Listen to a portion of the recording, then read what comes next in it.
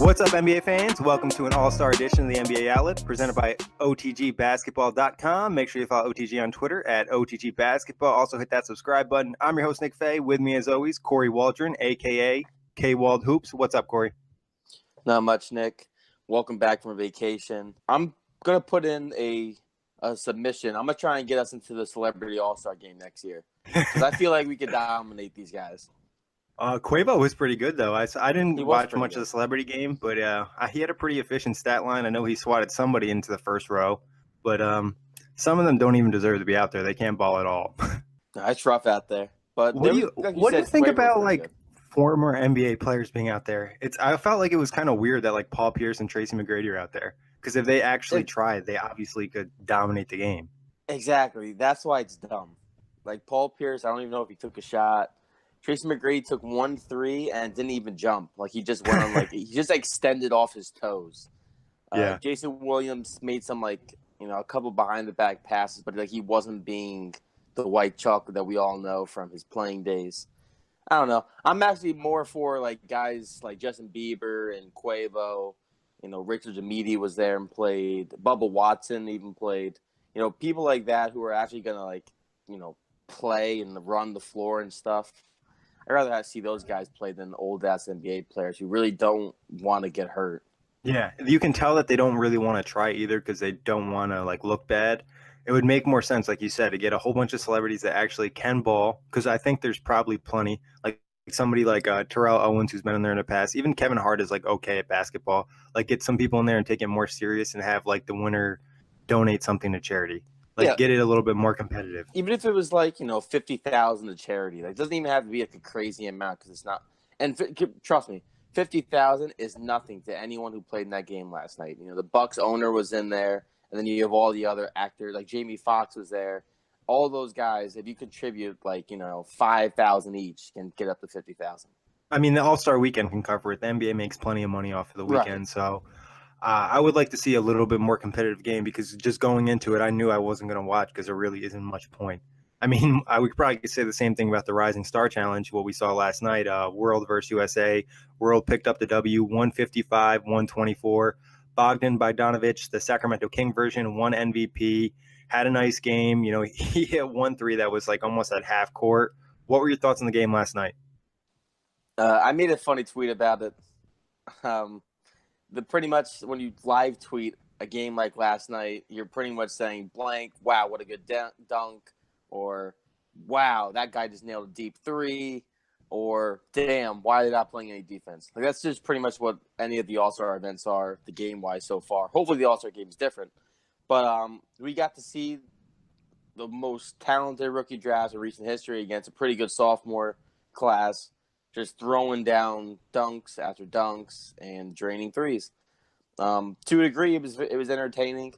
I wasn't actively watching because for me it's kind of hard to keep my attention when you're just literally every play is a highlight, and it just with no defense, it kind of it just wears on you. When you watch that game, you're looking more so you don't really watch the game. You're just looking for fast breaks because that's where all the fun happens. And I know you record videos, right? So I was sitting there watching with Nigel, a buddy of mine, and so every play there was a dunk or whatever. I was like, I bet Nick is just sitting there with his phone up, just you don't even need to put your phone down. Just right when they start dribbling, just start recording because 8 out of 10 times they're gonna do a highlight. Pretty much. Anytime it was transition, I already was in camera mode, ready to go. Any plays stick out to you that you thought were awesome, or someone did something you never seen them do before? Nothing that I didn't see done before, but Jaylen Brown threw down 2 or 3 monster dunks. Donovan Mitchell to start off the game went Space Jam mode with that first dunk of his. And then the last dunk, I believe, was pass to John Collins. Yeah. That was mean. That was filthy. It's funny, actually, my most memorable dunks were from USA. And they lost by 30, 35? Yeah, they definitely took a big L. I agree. I think Jaylen Brown threw down some nasty stuff. I think he had 2 in between the leg dunks. Like you said, John Collins. That I think the delivery of the oop too, like I think it was Donovan Mitchell was like going out of bounds and threw it over his head, and it was such like a crazy high oop that he had to really get up and get it. Also, Joel Embiid had a nice move where I think he hit it like a little pump fake, dribble, spin move. Might have been a travel, but we don't call that in the All-Star game. That was. Why do you think the world just dominated the USA so bad? Do you think it was just like the world players care a little bit more because they kind of want to showcase their skills to the United States? First, Nick, I need to toot my own horn because, yes, I did predict the world to win. Clearly, I know my Rising Star Challenge games. I just think they were – I don't know. You look at when the minute I saw the two rosters, like on NBA, whatever, the Instagram, I looked at the two rosters side by side. I was just thinking in my head, like, there's no way the world loses this. I was like, I don't even care. They got Bogdanovic. And that's funny to me because, I saw him. And to me, he was like an afterthought on the team, and he ended up being the MVP of the game, which is another reason why I thought that team was going to win because Ben Simmons and Embiid, and then Jamal Murray lives for the Rising Star Challenge, at least these 2 years he did. He was phenomenal last year draining threes. He was pretty damn good this year. We knew Buddy Hield said he wanted to win MVP, so he went hard. And it was really funny when Chris Webber kind of led up to the MVP winner kind of dramatically. So we all thought it was Buddy, and then he ended up saying Bogdanovic. Yeah, I thought it was Buddy for I thought it was Buddy for sure. I thought Ben Simmons might win because he almost had a 5x5 game. But then I heard Sacramento Kings. I was like, all right, Buddy's going to win. But Bogdanovic, which is kind of good for him too because it gets him more exposure, and he's been a good rookie for the Kings this season, a bright spot for their tough season. A funny joke. The reason Bogdanovic won is because he had one of the highest plus minuses of the game at plus 22. And clearly that's what we value. Yes. And last year the world won as well, 150, 141. Do you think this is something that's going to continue to happen? Like I said, because the world kind of cares more about the game than the United States players, or they're just more talented? I think at least right now, and if you're going by currently, we just have a lot of good players around the world coming to the NBA. This is probably, at least in my time watching basketball, some of the best international talent we've had come into the league. I'm not sure if it continues. We got to see if the draft class keeps coming in as good as it has been. But right now, the last 5 years, the international players joining this league have been phenomenal. Do you think in the future there's going to be an opportunity for the NBA to take the All-Star game to this type of perspective and do World versus USA? I think you could. I without question, I think you could. I don't know though how, if the talent would be evenly separated. I feel like you may get like an even 7 guys for each team, and then I feel like the USA side might get really heavy on the backside compared to international. Yeah, definitely something to think about, especially with the league expanding internationally, like you mentioned. All the talent around the world. That wraps it up for the Rising Star Challenge. We're going to bring on special guest Jack Manuell to talk about the Skills Challenge. How are we doing, Jack? Very well, boys. We were just chatting about the Black Panther hype. We saw Michael B. Jordan, Chadwick Boseman hanging out at All-Star Weekend. Maybe they might make an appearance watching the Skills Challenge, see Spencer Dinwiddie take it out. Pulling it already. We already know Jack's pick right there. Kory, what are your thoughts on the Skills Challenge? I know for me personally, moving forward in the years, it's kind of get a little bit more exciting, especially the fact that they've added bigs to the event. Bigs have done very well the last few years in this challenge. I'm rolling. Porzingis won last year and Towns the year before. Exactly. See, there's a method to my madness, and because everybody keeps throwing shade at him, I'm going with Al Horford. I'm going crazy here. I think Al Horford's going to win it. I'm giving some credit to the guy who everyone thought was picked last, but he was picked second to last in the All-Star game. And I don't know. I like Big Al. Well, let's just give the fans the lineup that they'll be looking at tonight. Spencer Dinwiddie, Joel Embiid, Al Horford, Lauri Markkanen, Buddy Hield, Jamal Murray. Kristaps would be in it if he wasn't injured. Andre Drummond, and Lou Williams. So the way this is set up, too, it's a little bit cooler. It's a tournament setup, so it's, one guy versus another, then they advance. Who would be your final 4? Who's going to be the final 4 contestants? Then you can tell me your final 2. I'm going to go with Joel. I think he's taken over the All-Star Weekend this year. I think we're going to see Joel just flourish. I mean, he already has. He's always one of the biggest social media superstars in the NBA. I'm going Joel. I'm going Al. bit of a yin and yang sort of from the bigs. And I'm going to go Spencer Dinwiddie and Lou Will, just because I have an irrational love for Lou Will as well. And I think it's a travesty that he's not in the All-Star weekend. I mean, Spencer Dinwiddie was low-key, very, very low-key snubbed. But Lou Will was legitimately snubbed, as I've said numerous times on JBT. So I'm going those 4, and I think that'd be a very entertaining Final Four. I like the Al Horford pick, Kory. I don't think it's too wild. So we got 3 people the same. So I think Embiid, Williams, and Horford are going to be in the Final Four. I disagree with Dinwiddie. I know you guys have your love for the Nets. Wrong. Wrong, Kory. I'm gonna give me that Donald Trump. Wrong. Fake news. Yeah, fake news. Jamal Murray is my final pick. That's just think I was on the fence about Buddy because I think Buddy wants to win something, but I just don't think he's gonna have like the passing abilities in this challenge to win. But I could be wrong. All right, final 2. Final 2. I'm gonna go Spencer and Al. There's something about, like, I was watching the starters earlier today, and one of them also picked Al Horford.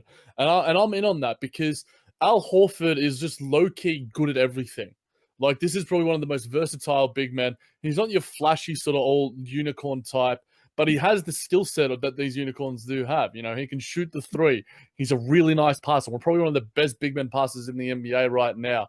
And, you know, he may not have the quickness, probably getting back from that layup to get to the 3-point line is probably going to be his hardest stretch. So I guess if he's up against a Lou Will or a Spencer Dinwiddie, that might where he probably struggles. He might have to get off to a really hot start and hope that Lou Will or Spencer Dinwiddie or one of our guys, you know, misses the pass or one of those sort of obstacles. But yeah, I like the Al Horford and Spencer Dinwiddie, 2 of the low-key superstars in the NBA today. I like the Al Horford talk because I don't even have to talk him up now. You've done all my work for me. That's what it's about, mate. My final 2 is Al Horford and Joel Embiid. I just like big men in the challenge, I guess. I don't really know. I think it's going to go down to both of them hitting that last 3, and Horford's going to bank it. All right. So it looks like Kory has Al Horford and Jack has Spencer Dinwiddie. It should be an exciting night. Any dark horse guy that you think is your second pick that might come up and surprise us? My dark horse pick is someone that Kory sort of picked in his top 4, Jamal Murray. You know, he's already sort of balled out in the Rising Stars challenge that you guys discussed before. I really just like him. He's just this up-and-coming star. He's already won the Rising Stars MVP last year. So I think, you know, he's got this really exciting skill set. He's got a really sort of competitive energy to him. And I just like his personality on and off the court. I think he's going to bring a little bit of swagger to it. And I reckon he's a legitimate shot as well. But, you know, you toss a coin. We basically, any of these, who would have picked that Bogdan Bogdanovic would have won the Rising Stars MVP? I mean, you guys have already chatted about it, but, you know, you could pick any one of these 8 competitors, and who knows, Lauri Markkanen could take it out. You know, that guy is, you know, the new version of Kristaps Porzingis. So he's a perfect sort of, you know, the year after Porzingis winning it. Who knows, Lauri could take it out for Finland. But it's going to be, it's definitely an exciting event. Yeah, I honestly like Lauri. I think he'd be an interesting one because he's probably a little bit underrated athletic-wise. Is there one guy do you think that has no chance at winning, like Andre Drummond, or no? See, Andre Drummond's improved his passing this year. Whether it's the system itself and like it just makes it easy for him having, you know, some better shooters around him. Obviously, Tobias Harris earlier in the year, and then Reggie Bullock's been, you know, shooting lights out from 3. But Andre Drummond, I'm not sure how quick he is. And he has to nail a 3-point shot. I mean, he's just gotten better at free throws. So that 3-point shot, we might be here for a while. I think, you know, it's All-Star weekend, not All-Star week. So I think if Andre Drummond's going to be shooting that 3-pointer, I wouldn't be surprised if, you know, he surprises us. But I'd be very surprised myself if he makes it past the first round. That was my one thought, seeing him, like, on this list when it first came out, was this guy is going to literally have to shoot like 15 threes to make one. Like, whoever he goes against has to, like, literally be terrible at threes to not beat Andre Drummond. Who knows? Maybe like, Drummond hits his first 3 and gets lucky. Okay, let's say this. If he hits a 3 and this, like, starts off some, like, second half stretch where Andre Drummond starts nailing threes, I'm done talking about basketball for the rest of my life. Like, I'm just going to retire, sail off into the sunset, and go watch, I don't know, cricket. It's the first crappy sport I could think of. Cricket. All right. That wraps it up for the skills challenge, though. Jack, thank you for hopping on as always. Always happy to have Jack on to talk about the skills challenge. Now moving on to the 3-point contest. We're bringing on Dominic Roney. How we doing, Dom? Not too bad. How you guys doing? Great. Ready to enjoy I'm this lit. All-Star weekend? Yeah. But let's go over the contestants real quick before we talk 3-point contest. Eric Gordon, who won last year, Klay Thompson, Bradley Beal, Paul George, Kyle Lowry, Devin Booker, Wayne Ellington, Tobias Harris. Now, looking at this list, there's one name that's not on here that we would expect to see, and that's Steph Curry. What are your thoughts on Steph not being in the 3-point contest? I don't know. I feel like it's iffy. They put him on almost every other year or something like that. So maybe if he's not on this year, they might be looking to put him on next year or the year after that, or maybe both. I just feel like with him being obviously the best 3-point shooter in the league overall, I think that maybe they wouldn't want to put him in every year, I guess. I mean, I feel like every single year you can put him in if you want. Yeah, he might have wanted some rest too. What are your thoughts, Kory? I think it came out that he just didn't want to do it this year, that he just wanted to take a year off. And then he also hinted that next year it's in Charlotte, where he's from. Oh, so true. I'm guessing he's just taking this year off, and we'll definitely see him again next year for his hometown. Yeah, I heard about that rumor too. Yeah, that would make sense, honestly, And also, like, low-key, I think Eric Gordon didn't shoot as well after the 3-point contest last year. There's always been this myth that, like, it kind of messes you up for the rest of the season, similar with the home run derby in baseball. But who would be your final two contestants? Obviously, a lot of names on here, a lot of good 3-point shooters. But who's going to match up in the final round for you two? I'm looking at, obviously, Klay first in 3-point percentage. But I'm thinking about Paul George, too.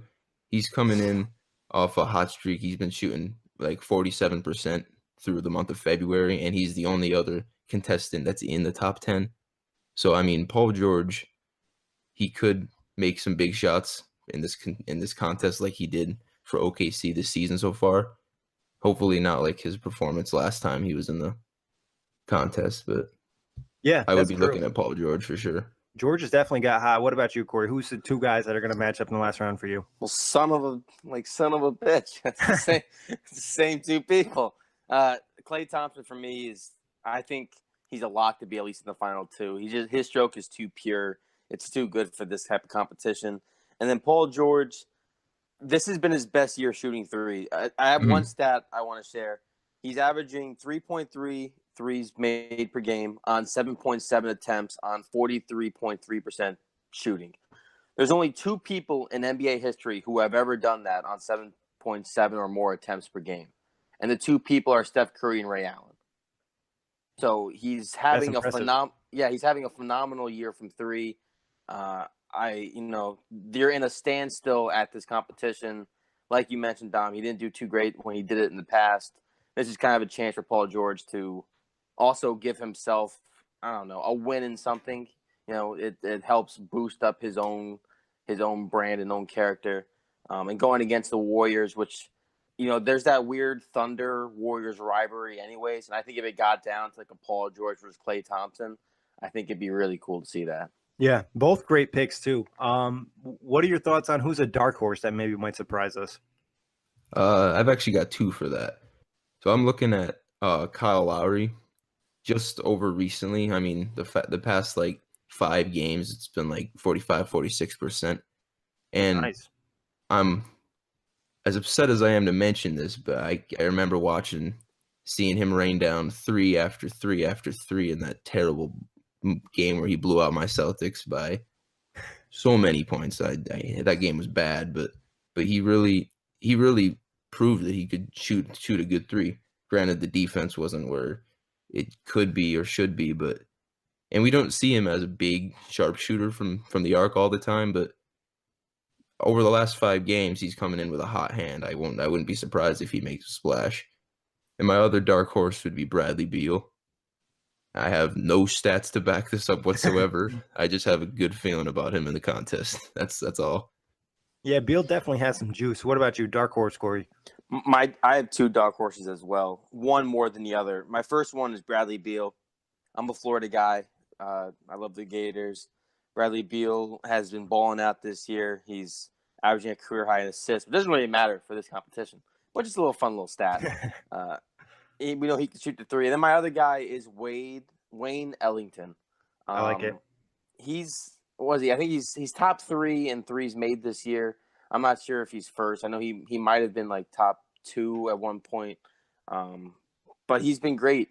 I don't think I've seen any other guy who, at least in live games, when he takes a three, most of the time he doesn't even have his body squared up to the rim. He's kind of doing these running, like, obviously he's going around a screen, and he's off balance, taking a shot, and goes in.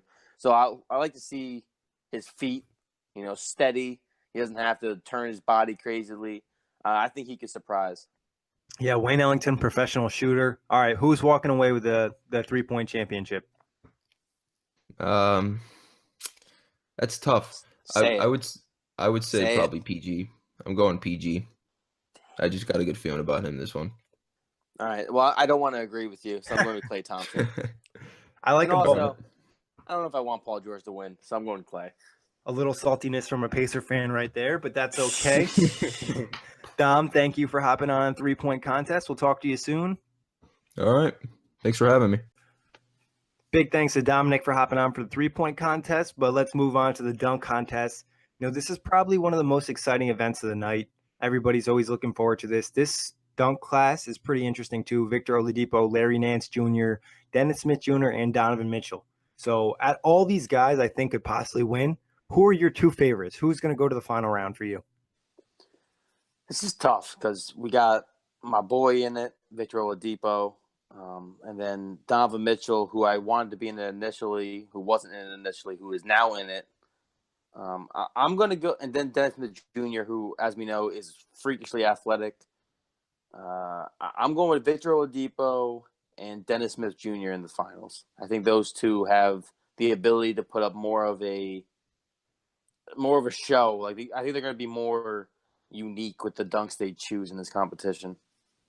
I agree with Victor Oladipo. I think Oladipo is definitely going to show some pop. He's had some extra energy this year. Obviously, if you've watched him play all year, he's already thrown some great in-game dunks. I think last year he actually won Dunk of the Year on a dunk on somebody in Atlanta, maybe. But Donovan Mitchell will be my other guy. I think what I saw with him yesterday in the dunk contest, throwing that one off the backboard, throwing that down, obviously just the hype with him, and there's just some energy and excitement. Dennis Smith Jr. threw down a nasty one in the game, but he also missed one, so I'm a little bit worried about that. And Larry Nance Jr., he has a chance too.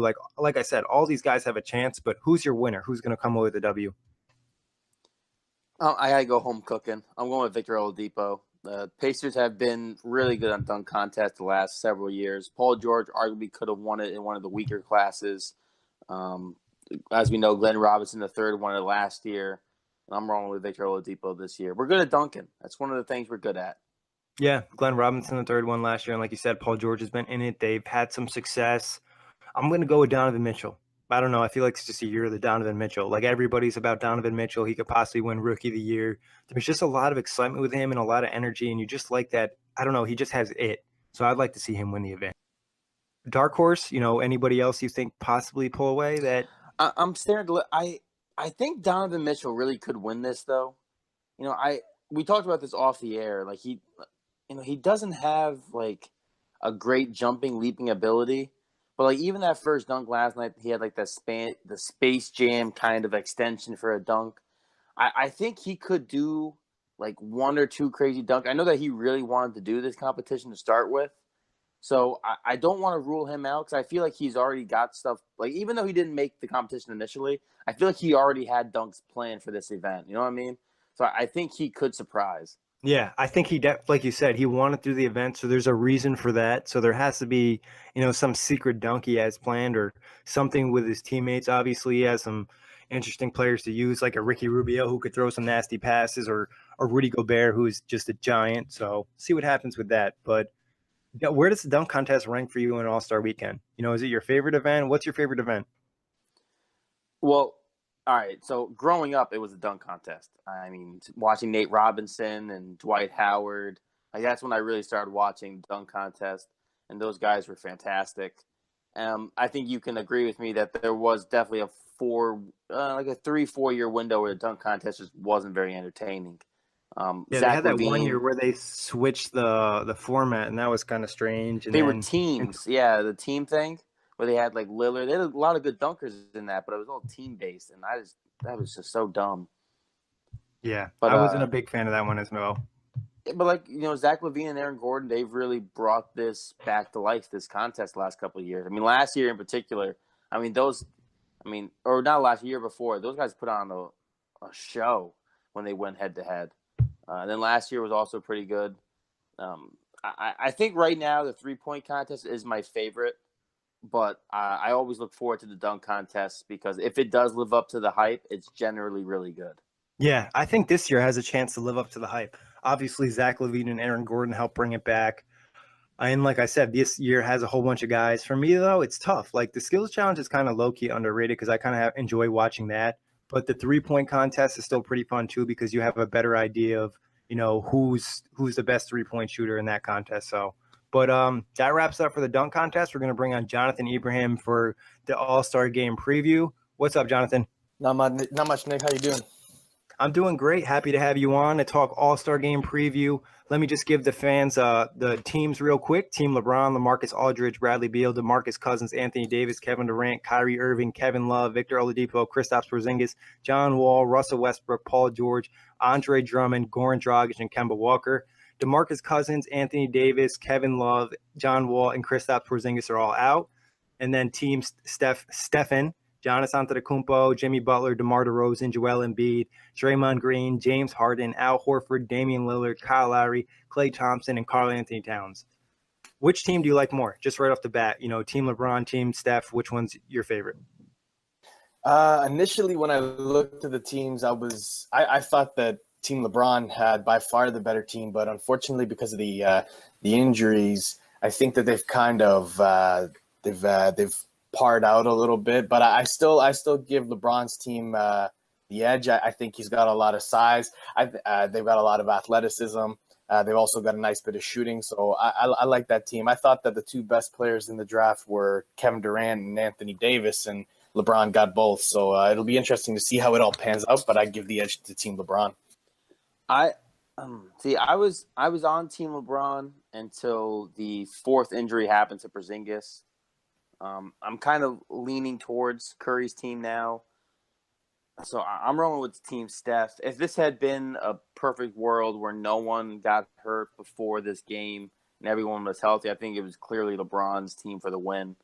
I think there's too many guards on Team LeBron currently to beat the Team Curry. Yeah, the injuries definitely hurt Team LeBron. And like Jonathan mentioned, they had so much size, and then they had to add guys like Goran Dragic and Kemba Walker to replace bigs, which kind of does hurt a little bit.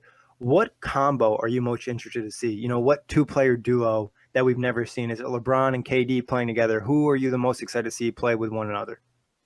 Well, you just said it. It's LeBron and KD. They're the two best players in the world. Maybe some people have different opinions on that, but for me, definitely the top two players in the world. And they're both 6'8", 6'9", small forwards that can pretty much do everything you can ask a basketball player to do. So considering they're going to have the bulk of the minutes on that team, it'll just be interesting to see, the way that they play, if there's some fluidity. I mean, it's really the world's greatest pickup game. So just to see those two guys go at it and how they'll play off each other is what I'm most looking forward to seeing. I really like LeBron's team for the fact that there's like a ton of not drama, but like storylines. You got LeBron and Kyrie reunited. You got Westbrook and Durant on the same team again, which just seems like an all-star tradition at this point. I don't know. I like seeing what those four are going to look like when they're all doing their thing. And then, of course, I'm kind of interested to see what Antetokounmpo looks like playing like alongside of Curry and having, other guys who can kind of throw him some oops and have some fun. Because as we know, in Milwaukee, Antetokounmpo kind of has to do everything himself. Well, talking about Giannis, obviously last year he played with some extra energy. Which guy do you think is going to try to really show up this year? Is it going to be Joel Embiid? Is it going to be Karl Anthony Towns, one of these guys that's first time in the game? Who's going to really spice things up in this All-Star game? Well, I'll give you two guys. Right off the bat, I want to say Joel Embiid. He just seems like the type of person, almost like Shaq was back in the day, to kind of really seize the moment in these all-star showdowns. And he just seems like the type of person, he has the type of personality to really go after it and try and make a spectacle of himself in a good way. I think he'll really play hard and he'll want to prove himself on the big stage. But also, I think another player that's really going to be playing hard is somebody we're accustomed to seeing on the stage, somebody who's already won All-Star MVP, and that's Kyrie Irving. I think with all of the issues between the Cavaliers and Kyrie over the offseason and bleeding into the first half of this season, I think he really will have a chip on his shoulder and will want to go out there and prove that he is one of the best players in the world. And I think you'll see that. Yeah, so I got like 3 guys in mind for this. Like Antetokounmpo, I think he's going to play with a lot. I think if Victor Oladipo gets enough playing time, he's going to play hard. And then I have a weird feeling that LeBron James is going to go like crazy. Like I don't know. Like, but like he's like, even I don't know if you guys watched obviously a lot came from this, but like when he was rolling with the podcast series with him and Kevin Durant and Kerry Champion in the car, they spoke about the All-Star game, and LeBron said, it's on you and me to Durant to make this game what people want it to be, making this game more competitive and more fun and everything. He goes, that's on us. I don't know. It just, the comments from that alone to me just felt like he may come into this game with some added juice, especially because we know he's 15 years in. There's not this many opportunities in his career left to really show off his career. Well, I mean, he could defy the odds, I suppose.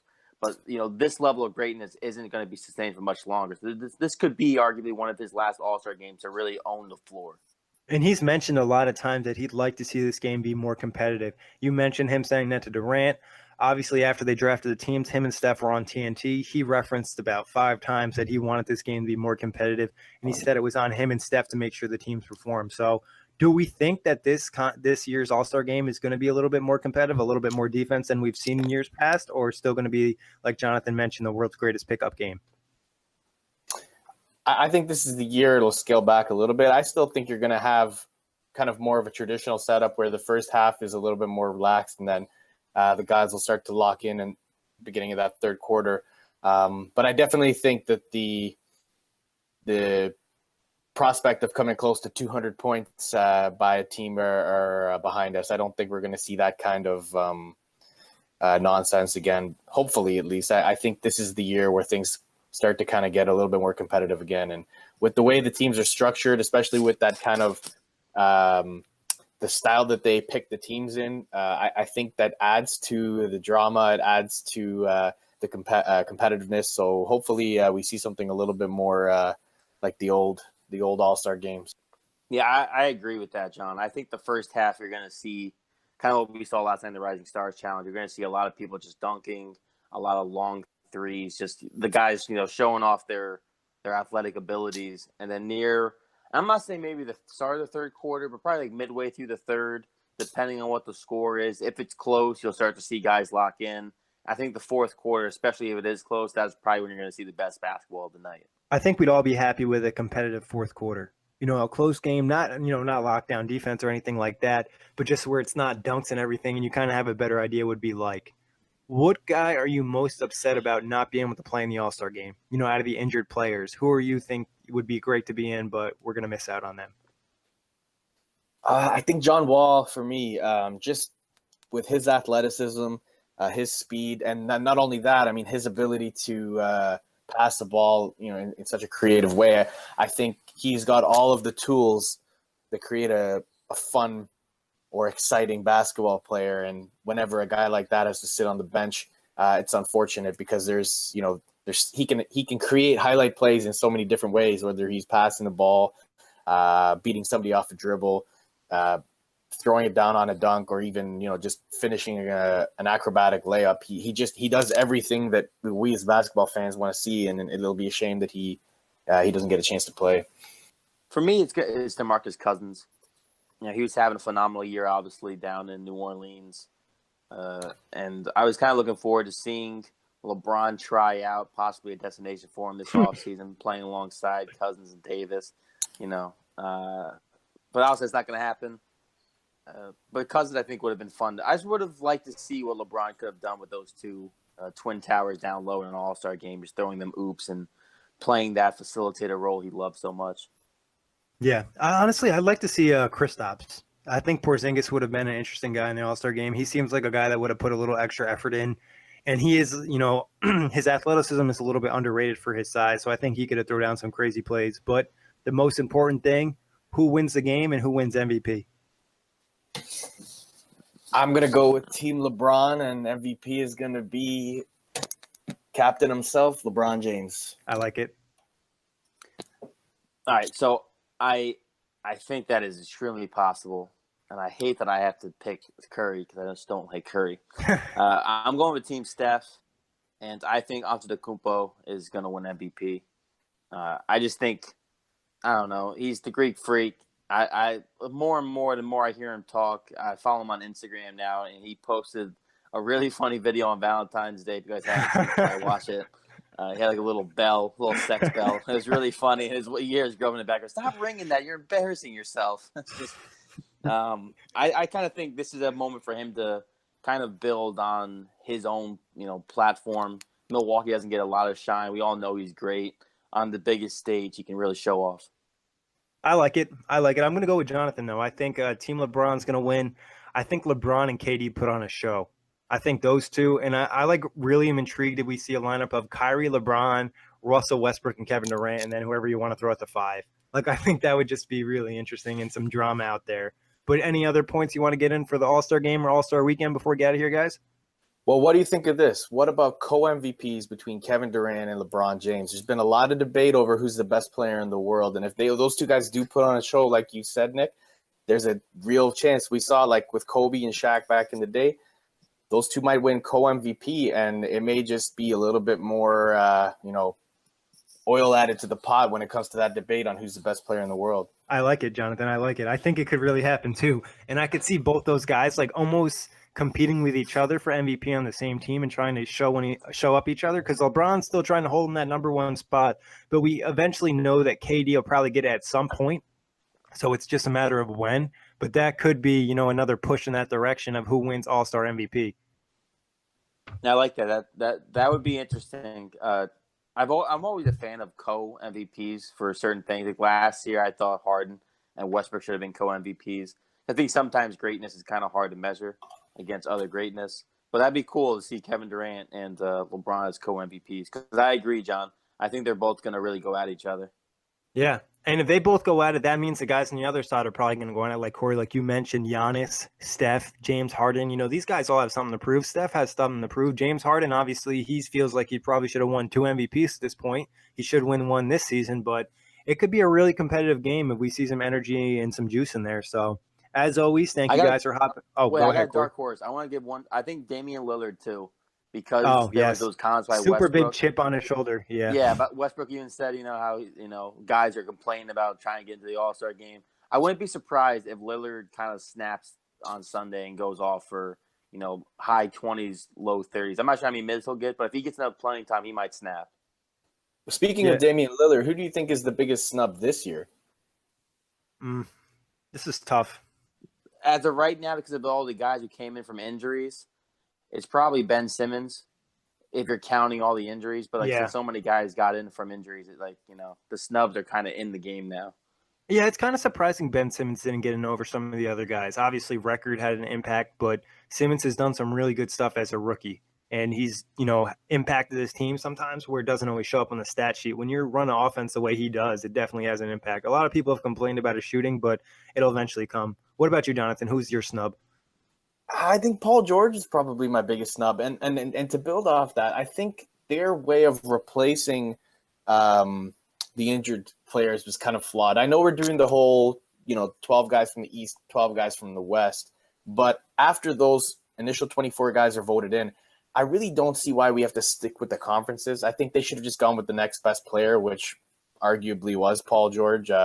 With the season he's having in OKC, he's kind of gone overlooked this year, but I think, in my opinion, he was the biggest surprise. He's one of the best perimeter defenders in the league this season, and he's still, contributing quite well, better than a lot of other players offensively.